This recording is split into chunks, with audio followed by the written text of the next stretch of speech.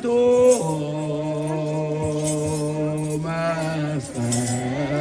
መስቀል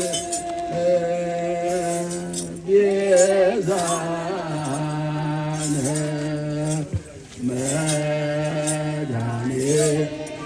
መድኃኒትነ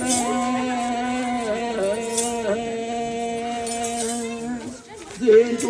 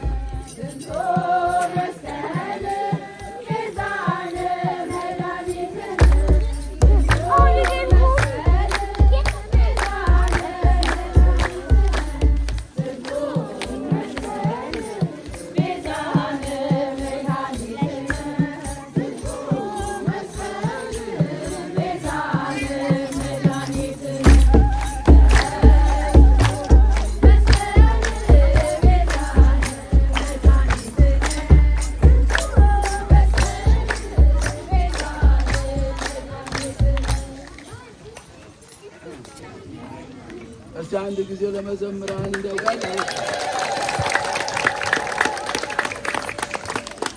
በእውነቱ ደስ የሚል ዝማሬ ነው። እግዚአብሔር አምላክ የመላእክትን ዝማሬ እንደተቀበለ የእኛንም ዝማሬ ይቀበልልን። የሰላም የበረከት የደስታ በዓል ያድርግልን። ከዚህ ዕለት ከዚህ ዓመት ሁላችንም በሰላም በፍቅር በአንድነት ሰብስቦ እንዳደርሰን ቅዱስ ፈቃዱ ይሆንልን። እንግዲህ የክርስቶስ ቤተሰቦች ምእመናንና ምእመናት አሁን በድጋሜ በእግዚአብሔር ስም እንደምን ዋላችሁ? እንደምን ዋላችሁ? እንደምን ሰነበታችሁ? የእግዚአብሔር ስም ጽንት እስከ አጽናፍ የተመሰገነ ይሁን። እንግዲህ በየዓመቱ እዚህ ቦታ በዓለ መስቀሉን እናከብራለን። ዘንድሮም እንግዲህ እግዚአብሔር ፈቃዱ ሆኖ ሁላችንንም በሰላም በፍቅር በአንድነት ሰብስቦ እዚህ አድርሶ እንድናከብር ስላደረገን አሁን ለእሱ ክብርና ምስጋና ይግባ። ክብርና ምስጋና ለእሱ ይሁን። ለሚቀጥለው ዓመት ደግሞ በሰላም እንዳደርሰን ቅዱስ ፈቃዱ ይሁንልን። አንደኛ ቆሮንቶስ ምዕራፍ 1 ቁጥር 18 ላይ እስመ ነገረ መስቀሉሰ እበዩ ውእቱ በኀበ ጉላን ወበኀቤረሰ ለእለዚህነ ኃይለ እግዚአብሔር ውእቱ ማለት ሞችን እያነጻ አንካሳንን እያረታ ታምር እያደረገ ያስቸግራቸው አይሁድ ከዚህ ለመገላገል ላለማያት የእግዚአብሔርን ታምር ለመቅበር መሬት ቆፍረው ቀበሩት። ይህም ደግሞ ብዙ ዘመን ከ200 ዓመት በላይ በአዋጅ ሁሉም ቤቱን የሚጠርግ አካባቢውን የሚጠርግ ሁሉ እዛ ላይ እየሄደ እንዲደፋ ከ200 ዓመት በላይ 280 ዓመት ድረስ ተቀበሩ። በኋላ ደግሞ እንደገና የቤቱን ጥራጊ ሁሉንም ያለውንም የሚቆረጠው ዛፍ ሁሉ እዚያ ላይ እንዲጣል እንግዲህ ተመልከቱት። 100 ዓመት እንኳን ይቱን ያለው እንኳን 280 ዓመት ይህን ያህል ዘመን ኖረ። ምን ለማድረግ ነው? ተአምር እያደረገ ስላስቸገራቸው ክርስቶስ ታረገ በኋላ ከክርስቶስ እርገት በኋላ መስቀሉ የክርስቶስ ደም የፈሰሰበት ነውና የክርስቶስ ሥጋ የተቆረሰበት ነውና ተአምር አደረገ። ዕውራንን አበራ፣ ለምጻሞችን አነጻ፣ አጋንንትን አወጣ። ስለዚህ በዚህ ብዙ ሕዝብ አመኑ። የእግዚአብሔር ኃይል ነውና ያለው በዚያ ላይ ብዙ ሕዝብ እያመኑ ሲያስቸግሩ ከዚህ ሁሉ ላለመያዝ ሲሉ ተቀበረ ማለት ነው። እንግዲህ የእግዚአብሔርን ኃይል የእግዚአብሔርን ተአምር ቀብሮ ማስቀረት ይቻላል? አይቻልም። የእግዚአብሔርን ሥራ አሁን ዛሬ ዓለማችን ስንመለከት ብዙ ተአምራት ይደረጋል በየጸበሉ እንደው ሩቅ ሳንሄድ በሀገራችን። በዚህም እግዚአብሔር ሥራውን አሁንም እየሰራ ነው። ያቋረጠበት ጊዜ የለም። እግዚአብሔር ሥራውን ይሰራል።